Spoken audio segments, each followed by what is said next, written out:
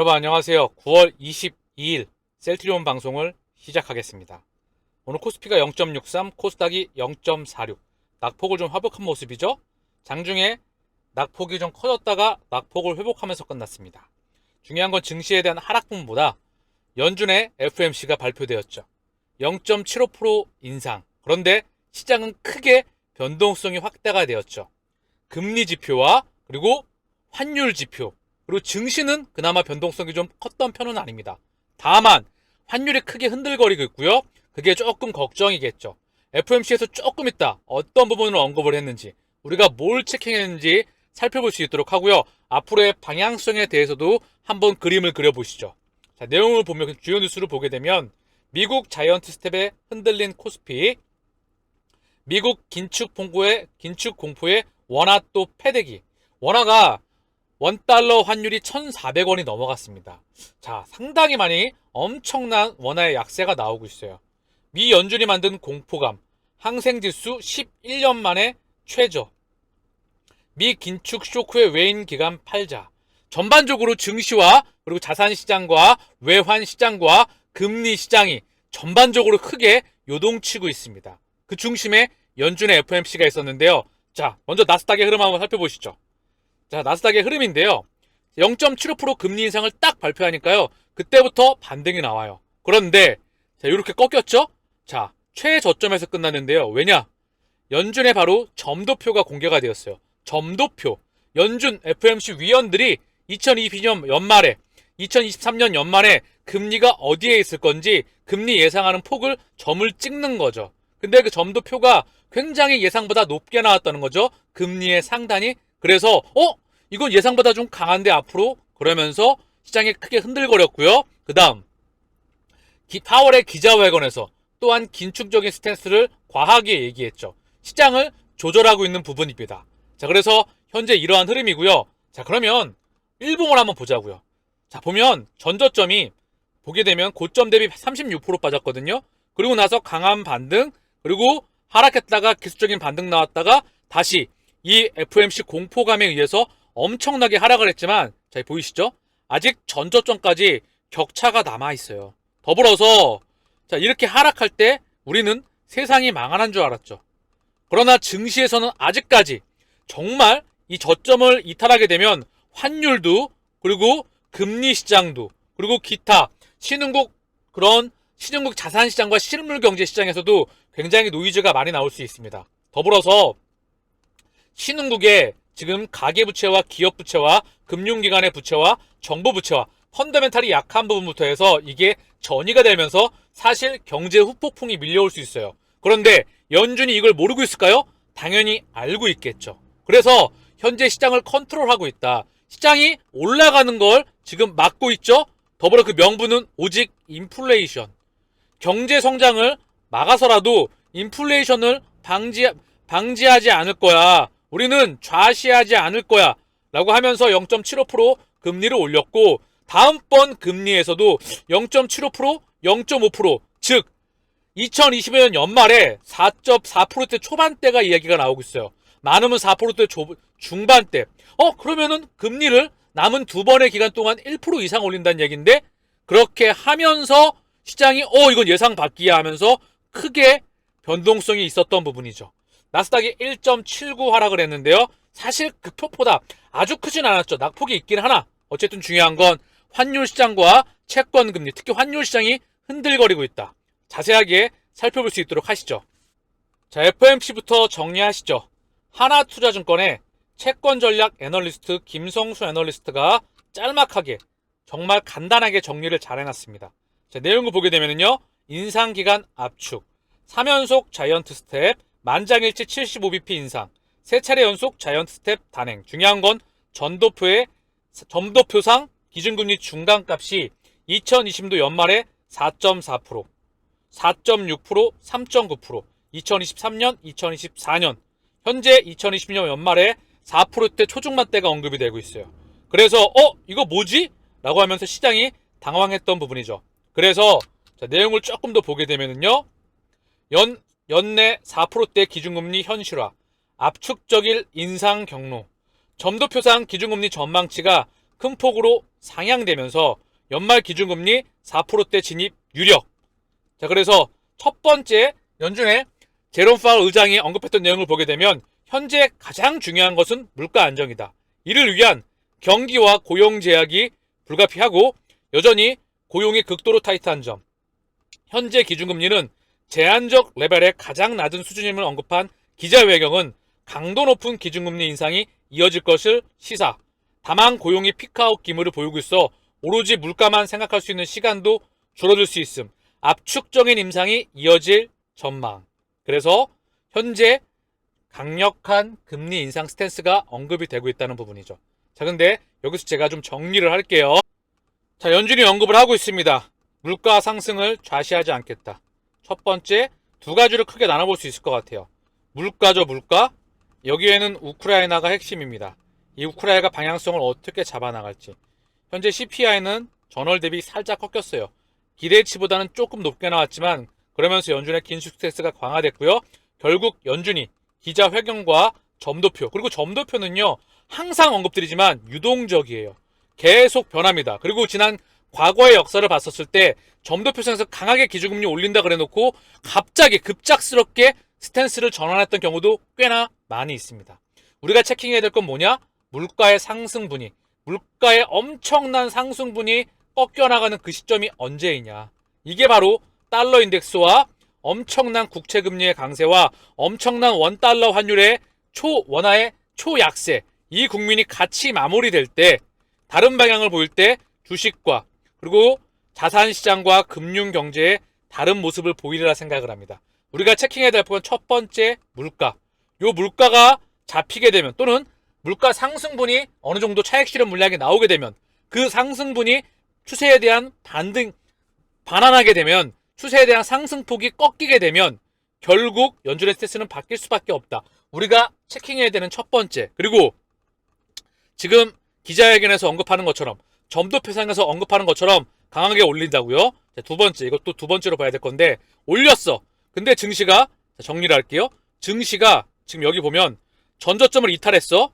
이탈하면서 시장이 크게 요동을 쳐요. 요게 실물 경제로 전이가 됩니다.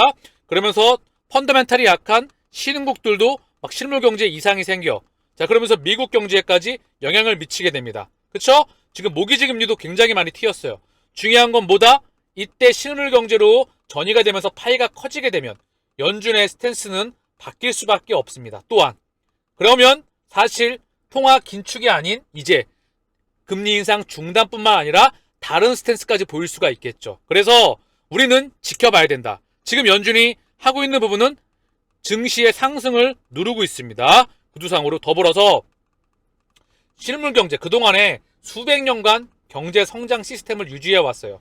그런데 이제 경제 성장물을 지금 탄소를 없애자, 탄소를 줄여나가자, 지구가 아프다, 폭발적으로 성장했던 경제 성장률을 좀 줄이자, 그러면서 현재 부채에 의한 과도한 성장 시스템을 조절하고 있는 부분도 있는 것 같습니다. 그 이면에 지구가 아프다. 그렇기 때문에 현재 이 실물 경제에 파급이 미치는지 그 부분을 체킹해야 되는데요. 저는 시스템 리스크로 갈 확률은 크지 않다. 다만 조금 더 지켜봐야 된다는 생각이 들고요. 첫 번째, 물가에 대한 상승분이 잡혀나가는지. 제가 계속 언급드렸죠? 이렇게 나왔는데 이게 꺾일 때 지금 살짝 꺾였거든요. 물가가. 그 신호가 보이는데요. 이게 꺾여나갈 때 이 차익분, 이 추세에 대한 슈팅에 대한 상승분이 돌려져 나올 때, 이때 바로 연준의 스탠스가 바뀌리라 생각을 해요. 근데 이게 우크라이나가 기준점이 될 것 같은데요. 요거를 좀 지켜봐야 될 것 같습니다. 자, 그리고 두 번째, 실물 경제에 전이가 되는지. 전이가 되면 환율은 버틸 수가 있겠죠. 그래서 현재 환율 시장을 한번 볼게요. 경제 지표를 같이 한번 살펴보시죠. 경제 지표를 보게 되면은요, 원달러 환율이 드디어 1407원을 돌파했습니다. 엄청난 원화의 약세, 엄청난 약세. 달러 인덱스의 가격도 110을 돌파했어요. 보이시죠? 110을 돌파했습니다. 달러의 엄청난 강세, 요게 차익 실현 물량이 좀 나와야 되겠죠? 이 기준점에는 물가가 있다. 물가가 조금 내려오면 연준의 스탠스는 전환될 것 같은데요. 그 전에 물가의 명분을 인해서 시장과 실물 경제와 자산 시장을 현재 누르고 있는 모습입니다. 그렇게 추후 모니터링이 필요할 텐데요. CME 페드워치에서 11월 기준금리 75bp 인상 가능성 63.5%, 50bp 확률은 36.5%. 벌써 11월 FOMC가 언급되고 있어요. 이거는 그냥 참고만 하시고요. 이미 수없이 바뀌어나가는 부분이다. 그렇기에 물가와 현재 이 부분이 상당히 중요할 것 같습니다. 그리고 연준이 자꾸 인플레 파이터, 물가를 자시하지 않고 있긴 합니다. 그런데 실질 금리 동가치는 여전히 마이너스 폭이 굉장히 큽니다. 그렇기에 앞으로 지켜봐야 되는 부분이라 생각이 됩니다. 매파 연준의 원달러 환율 13년 6개월 만에 1,400원 돌파, 코스피 1.6% 급락. 원달러 환율이 1,400원 돌파한 것 대비해서 코스피의 급락 폭이 현재 마무리된 걸 보게 되면 강보합권이죠. 다시 한번 마무리된 걸 좀 보게 되면 약보합권이죠. 굉장히 선방한 거예요. 환율이 크게 흔들린 거에 대비해서. 그런데 환율이 더 크게 흔들거리면 증시 또한 엄청난 변동성이 커질 수가 있어요. 그래서 이제 좀 안정을 취했으면 하는 바람입니다. 셀트리온은 장중의 낙폭이 상당히 컸죠. 주주분들께서 상당히 많이 힘들어하고 계시는 것 같아요. 조금 이따 셀트리온 뉴스와 차트와 수급을 보면서 언급을 좀 드릴 텐데요. 먼저 좀 말씀을 드리면은요. 뭐 반토막 나 있다. 반토막 나 있는데 어떻게 보도배에 충실하냐. 그러면 이 말씀 드릴게요. 장기 투자하면서 반토막 나는 확률 부지기수입니다. 얼마든지 반토막까지 갈 수 있어요. 반토막 이상도 나죠. 근데 중요한 건 그게 팔지 않으면 손해가 아니다. 제가 거듭 언급드립니다. 선수가 아닌 아마추어를 구분하는 게 뭔지 아십니까? 그거를 실시간 계좌 잔고를 믿느냐 또는 마이너스 50%까지 갔었을 때 훌륭한 회사가 펀더멘탈에 이상이 없는데 대외적인 리스크에 의해서 또는 일시적인 부분에 의해서 마이너스 폭이 커지면 기계적으로 담으시길 바랍니다. 선수들은 이때 담으시니까. 그리고 제가 말씀드렸죠. 정고점 돌파 본인이 확신하셔야 되는데 저는 확신한다. 왜? 라인업이 다 나와있기 때문에. 셀트리온 걱정은 연예인 걱정이다. 지금은 더군다나 매크로 때문에 빠져있죠. 더불어. 그쵸. 그렇기 때문에 정리를 드리면 장기 투자 3년, 5년, 10년 이상 하면서 마이너스 30, 40, 70까지, 60까지, 50까지, 50 이상 나는 경우는 얼마든지 많이 있다. 그거는 당연히 내가 그때 났을 때 평단가를 낮출 수 있는 기회이다. 왜? 앞으로 지금의 가치보다 40만원, 50만원, 60만원, 70만원을 돌파하기 때문입니다. 그거를 본인이 확신하시길 바랍니다. 삼성전자뿐만 아니라 삼성전자도 3, 4년의 박스권은 얼마든지 있었고 4, 5년도 꽤나 많이 있었고요. 카카오는 10년, 삼성 SDI는 15년입니다. 자, 그래서 흔들리지 마시고요. 셀트리온은 반드시 정고점 돌파 나옵니다. 셀트리온 오늘 보합 아래 꼬리 달고 마감했고요. 헬스케어 0.31 강보합, 제약은 1.21 하락 마감하였습니다. 전반적으로 코인 시장 또한 비트코인을 보게 되면은요. 참고만 좀 하시죠. 비트코인도요. 자, 보게 되면 8,200만원대에서 2,300만원까지 지금 바닥권까지 완전히 밀렸어요. 자산시장의 엄청난 약세이다. 그 이유는 원화와 위안화의 엄청난 약세. 신흥국 통화의 가장 큰 약세라는 건 위험자산의 안 좋은 시그널이죠. 그리고 달러, 안전자산이라 평가하고 싶지 않지만 아직까진 엄청난 달러의 초강세 안전자산, 그리고 주식시장과 코인시장의 엄청난 약세. 즉 이게 반대로 뒤집어줄 때가 바로 물가일 것 같아요. 그게 우크라이나에서 어떠한 이슈가 좀 나왔으면 좋겠는데요. 그 부분이 그 증시의 핵심을 가르는 그런 상황이 나올 것 같아요. 차분하게 지켜보자고요. 자, 오늘 셀트리온의 1분 봉이에요. 하름의 흐름이 나오죠. 쭉 밀렸죠. 이때 정말 많이 멘탈 흔들리셨던 분들이 꽤나 있었던 것 같아요. 요때 빠질 때마다 기계적으로 20만원 밑에서는 볼 필요도 없다. 기계적으로 매월 적립식 모아 가셔라. 평단가 맞춰진다. 매크로 좀 진정되고 그리고 숫자 성장하면 정고점 돌파 나온다. 4년 동안 4년 이상의 박스권이었다. 고점과 저점. 그리고 박스권이었는데 여기 있죠. 그리고 여기 위에서 현재 기업 가치는 계속 성장해 나가고 있고 판매되는 제품의 개수, 펀더멘탈의 값어치, 그리고 숫자에 대한 성장폭, 이게 가시권에 들어와 있고 수급으로서 많은 변화가 일어나고 있고, 근데 주가는 바닥권에 있다. 이게 무엇을 의미하겠습니까? 그렇기에 쩐주들은 개인의 물량이 외국인과 기관으로 넘어가고 있다. 그들끼리 바닥권에서 열심히 모아가고 있다. 지금도 흔들어대면서 개인의 물량을 아직도 뺏어오고 있다. 그렇기에 열심히 모아가셔라. 때가 되면 에너지가 응축되고 있기 때문에 때가 되면 한번 달리기 시작하면 미친듯이 달린다. 남아있는 공매도 누적 잔고 대량 쇼커버가 나올 수 있다. 우리가 그 8개월, 9개월을 기다려야 되는 그 이유입니다. 자, 그리고 오늘 좀 시황 흐름을 같이 한번 보시죠. 셀트리온의 먼저 공매도 비중은 6.19 미미하죠? 6%, 4%, 7%, 7%. 공매도 매매 비중은 지금부터 사실 신경 쓸 필요가 없다. 그리고 거래량은 52만 6천 주. 찔끔 늘었지만 그다지 많지 않습니다. 헬스케어는 오늘 공매도 매매 비중 10%대 10.04, 거래량은 42만 주. 오늘 0.31 강보합권. 제약은 공매도 매매 비중 5.07, 거래량은 8만 8천 주. 오늘 1.21 하락 마감하였습니다. 자, 그리고 셀트리온의 대차장고가 어저께까지 나왔겠죠? 대차장고를 한번 보고 가시죠. 셀트리온 기준으로 해서 중요한 건 셀트리온이니까 45만 주가 좀 늘었어요. 그래서 800만 주가 때로 다시 복귀했는데요. 여기 보게 되면 저점권을 깨면서까지 그 바닥이 대차장고가 줄었다가 살짝 늘어났어요. 그러나 바닥권에 있는 모습입니다. 자, 그리고 셀트리온의 신용 잔고 비율을 좀 보고 가시죠. 셀트리온의 신용 잔고 비율. 자, 셀트리온의 현재 신용 잔고 비율이 9월 21일 기준이니까 어제니까요. 0.83 다시 줄었습니다. 거의 역사상 최저 수준에 있다. 거의 최저 수준. 자, 그리고 헬스케어도 마찬가지예요. 또 찔끔 줄었죠. 수치상으로 보게 되면 1.44. 신용 잔고 비율 또한 역사상 최저 수준에 있다. 가볍다. 다만 지금은 매크로 때문에 흔들거리고 있는 부분입니다. 셀트리온뿐만 아니라 다른 것들 다 흔들거려요. 그리고 주식, 부동산, 뭐 자산 시장에 있는 거, 환율 시장까지 모든 게 다 채권 시장까지 다 흔들거리고 있는 거예요. 그 중심에 FOMC가 있죠. 그래서 제가 굉장히 많은 방송 시간을 할애해서 그 자세한 부분을 언급드리고 있는 부분입니다. 자, 오늘 셀트리온의 수급을 보시죠. 외국인이 6만 6천 주가 들어왔어요. 한 달 기준 43만 9천 주. 오늘 연기금이 9,100주, 약 10,000주 들어왔습니다. 사모펀드가 15,000주. 그리고 금융투자가 18,000주 매도했어요.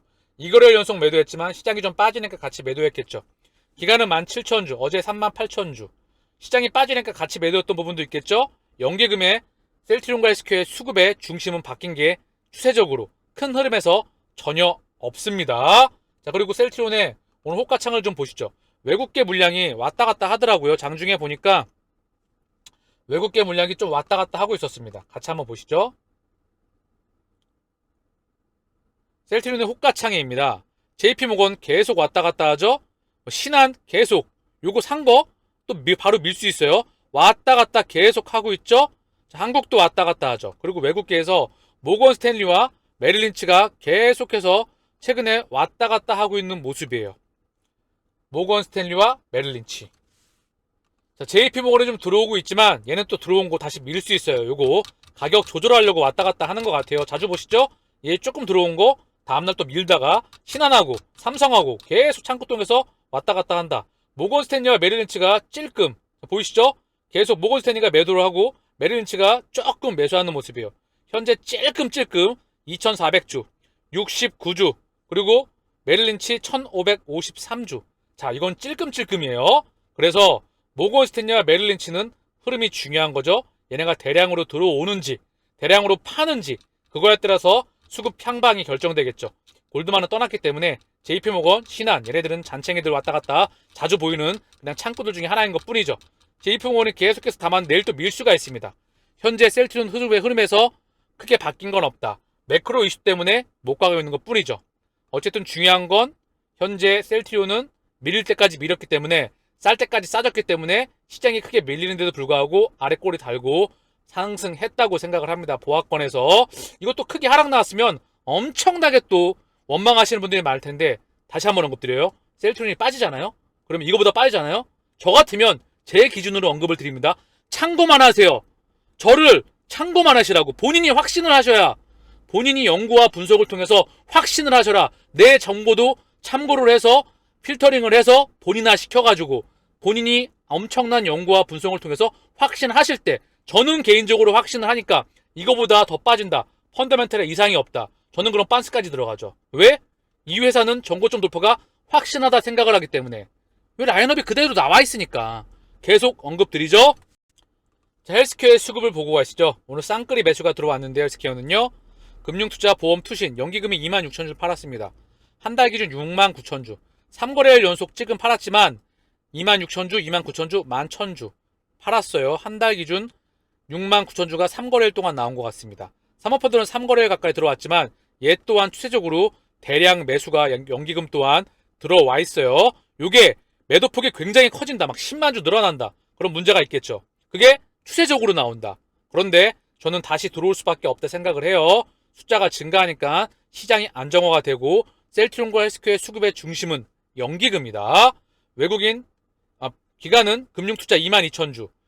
오늘 금융투자가 또 들어왔어요. 한 달 기준 3만주가 들어왔고요. 그리고 보험 투실에서도 들어왔습니다. 자, 그냥 이왕 본 김에 제가 계속 보여드리고 있는데 다시 한번 4월달부터 한번 헬스케어의 수급을 한번 보시죠. 무려 연기금은 140만 주 들어왔습니다. 그런데 고작 몇만 주 한 달 기준 판 거 가지고 최근에 상거래를 몇 개 판 거 가지고 전혀 신경 쓰지 마시길 바랍니다. 개인의 300만 주가 4월 1일부터 9월 20일까지 외국인으로 120만 주, 기간으로 약 190만 주, 200만 주가 고스란히 헬스케어 기준으로 넘어가고 있습니다. 매크로가 흔들거리는 것이기 때문에 지들끼리 손바뀜이 있는 것으로 보여집니다. 자, EU의 인터체인저블 인정, 바이오시밀러 인식 개선 기대. EMA 유럽 내 바이오시밀러 인터체인저블 인정 성명 발표. 업계의 바이오시밀러에 대한 EMA의 우호적 입장 재확인. 그럴 수밖에 없는 게 더 이상 계속 언급드립니다. 고령화와 재정 적자로 인해서 유럽은 거덜나기 직전입니다. 그렇기에 유효성은 동일하면서 가격 경쟁력이 뛰어난 바이오시밀러를 안 쓸 이유가 없겠죠. 오히려 적극적으로 밀어주고 있죠. 이미 상당히 오래되었습니다. 그래서 인터체인저블 인정을 인정함을 통해서 더 적극적으로 셀트리온에게 숫자가 성장폭이 나오는데 호재가 될 수 있기를, 숫자에 대한 가속화가 될 수 있기를 기대해 봅니다. 자, 글로벌 의약품의 4분의 1 유럽 시장 성공 진출하려면 단기 실적 연연 말아야. 바이오시밀러 성장 시장 EU 성공 진출을 위해 장기적 동반관계 필요해. 이미 셀트리온은 유럽에서 하나의 브랜드가 되었습니다. 계속해서 유럽 시장을 정복을 하고 미국으로 넘어가고 있죠. 그리고 미국과 유럽을 동시에 이제는 진행하고 있습니다. 이제 내년부터 직판으로서 미국 또한 확장을 하게 되겠죠. 그리고 수율과 원가 경쟁력을 통해서, 그리고 직판을 통해서 추가 나오는 임상 3상의 제품들의 제품화를 통해서, 그리고 공장 캐파를 통해서 연구인력의 증료 증원을 통해서 우리는 숫자가 찍혀 나갈 수밖에 없다. 저는 확신을 합니다. 제 개인적으로 확신을 하기 때문에 본인이 확신하시면 지금 흔들거리는 건 저는 신경 쓰지도 않는다. 즉, 이 가격을 셀트리온의 현재 가격을 현재 셀트리온의 가격이 17만원, 16만 9천원의 가격을 저는 믿지 않는다. 신경도 쓰지 않는다. 계좌잔고 마이너스 50% 이상 나도 신경도 쓰지 않는다. 왜? 결국은 플러스로 바뀌라는 걸 알고 있기 때문에. 그 부분을 저는 확신하기 때문에 지금까지 방송을 하고 있는 겁니다. 헐투 유방암 신약 에너투 국내 허가. 국내 개발사도 속도 내나. 유방암 신약 에너투도 국내에서 허가. 치료기의 확대. ADC 형태 주목. 효능 높이고 부작용 최소화. 국내 기업은 걸음마. 셀트리온 개발 착수. 이미 셀트리온은 ADC뿐만 아니라 이중항체까지 여기 셀트리온 언급되고 있죠. 며칠 전에 나왔던 미국 AB 프로와 함께 같이 이중항체의 개발을 시작했다는 소식이고요. 여기 지금 레고캠도 언급되고 있죠. LCB1413 이미 레고캠의 제품을 가지고 그리고 익스타에서 사와서 그걸 제품화 시켜나가고 있죠. 그리고 바로 그 중심에 셀트리온 있죠. 셀트리온, 레고캠, 셀트리온, 익스타 삼각 로맨스. 그래서 차세대 항암제, 즉 이 분야는 ADC 분야는 임상에 대한 시간이 조금 더 단축될 수 있어요. FDA에서. 왜냐하면 신약 개발 기간보다 조금 더 유연하게 그런 집행을 해주는 시스템입니다. 그렇기에 ADC에 대해서 우리가 신약 그 부분을 개발할 수 있다고 한다면 정말 명실상부하게 신약을 가져나갈 수 있는, 그 전에 이미 램시아 SC 가지고 신약을 하나 또한 갖고 가게 되겠죠. 레키노라가 신약을 개발을 성공했던 그런 여력을 찍었다고 한다면 진짜 글로벌 매출 10조를 노리는 램시마 SC 대한민국에서는 앞으로도 힘들 거라 생각을 합니다. 그런데 여기에 ADC에 대한 신약까지 차세대 항암제에 대해서 계속해서 언급이 되고 있고 그 분야를 셀트리온이 시차를 두고 저는 시차를 두고 해낼 것이라 생각을 합니다. 그래서 여기 뭐 레고캠도 언급되고 있고 알토젠도 언급되고 있고요. 셀트리온까지 언급이 되고 있죠. 헐투 양성 유방암 치료를 위한 이중항체 항압 신약 개발 소식을 알렸다. 자, 얘는 이중항체뿐만 아니라 ADC 그리고 SC 피하주사 제형에 대한 부분은 원천 기술까지 가지고 있습니다. 자, 그래서 오늘 방송을 좀 정리를 할게요. 셀트리온의 월봉을 보면서 큰 흐름을 보면서 같이 한번 마치시죠. 자, 셀트리온의 월봉을 보면은요. 자, 셀트리온의 월봉을 보면 보이시죠? 지금 요거는요. 매크로 때문에 빠진 거예요. 그쵸? 크게 보면 낙폭이 그다지 크진 않죠? 그런데 이 월봉 하나 말한 거예요. 물론 고점 대비해서 많이 빠졌죠. 엄청나게. 그런데 이제 계속 다시 한번 상승, 하락, 상승, 하락돼 있어요. 그쵸? 근데 기업의 가치는 엄청나게 성장하고 있다고요. 언제까지 이렇게 눌려 있겠습니까? 그쵸? 이때랑 계속 언급드리잖아요. 2019년대하고 2022년도하고는 기업 가치가 상대도 되지 않는다. 엄청난 기업 가치의 펀더멘털의 차이가 있다. 근데 주가는 똑같잖아요. 그런데 주가는 똑같죠. 밀려있죠. 이제 갈 때를 기다려야 되겠죠. 매크로가 좀 진정이 되고요. 우리 제품이 계속해서 성장해 나가고 기업 가치가 성장하고 있기 때문에 흔들리지 마시고 동행하시길 바랍니다. 자, 그리고 마지막으로 한 번 더 이양 그림 하나 본 김에 한 번 더 셀트리온 제가 여기 딱 하고 있죠. 셀트리온의 바로 수출 실적 제가 제일 좋아하는 그림이에요. 제가 늘 수출 숫자와 증가 같이 한다. 자, 폭발적인 수출 실적, 수출 실적에 대한 역성장, 수출 실적 폭발적인 성장, 그리고 수출 실적 정체. 요게 폭발적으로 증가하면 자, 다시 한번 2014년도부터 폭발적인 성장, 그리고 수출 실적에 대한 정체와 역성장 꼬그라지죠. 다시 한번 수출 성적에 대한 폭발적인 성장, 수출 실적에 대한 정체 밀렸죠. 매크로 거기다 매크로 이슈까지 더해졌죠. 자, 그리고 이제 회계 이슈가 끝났는데도 불구하고 여기 있어요. 자, 이제 그렇다고 한다면 회계 이슈는 끝났습니다. 그러면 숫자만 더해지면 매크로만 조금 진정되면 수급은 달라붙습니다. 우리가 그때를 기다려야 되는 그 이유예요. 숫자가 증가하면 이 전고점 돌파 나온다. 그리고 3, 4합병도 그 기반 위에 숫자 성장하는 기반 위에 나와야 한다. 3, 4합병 조금이라도 빨리 해서 빨리 탈출하고 싶은 건가요? 그런 분들도 계시겠죠. 그런데 오히려 장기 투자하는 분들한테는 전고점 도착이 아니라 돌파이기 때문에 3, 4합병하고 찔끔 올라가고 예를 들면 뭐 30만원까지 올라갔어. 25만원까지 올라가고 떨어졌다. 이러면은 더 짜증나죠. 그쵸? 그래서 수출 실적 성장 기반 위에 3, 4합병이 나오면 전고점 돌파가 나오고 공매도가 떠난다. 완전히.